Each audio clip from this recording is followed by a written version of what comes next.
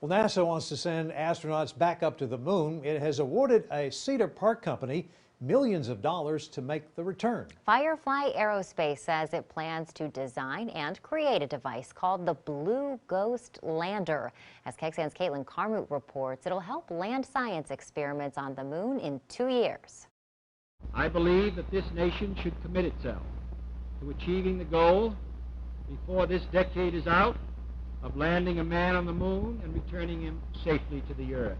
Liftoff. We have a liftoff. 32 minutes past the hour. It's been almost 50 years since astronauts collected rocks, took photos, performed experiments, and planted flags on the moon. I can see the spot, and I know I'm going to land something right there with our team. William Coogan's team at Firefly is preparing a moon lander, which will hold what NASA calls payloads on it. So a scientist has come up with some experiment they want to do.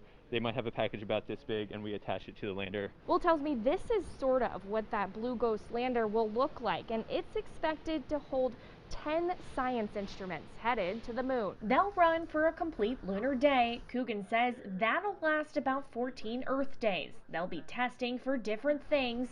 One will try to mimic GPS on Earth. On the moon, we don't have that. We have to land on an area smaller than a football field without anything except for recognizing, that crater over there.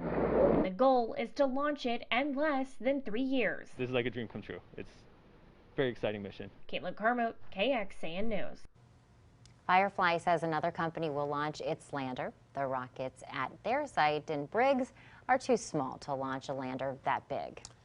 This time a year ago, there were concerns from neighbors over Firefly Aerospace. A fireball lit up the night sky, you might recall. First responders evacuated folks nearby. Firefly later said there was a software loading error and fuel leak during this testing, and they added that no one was ever in danger, but it led to meetings with those in Briggs calling for a better warning system before testing begins.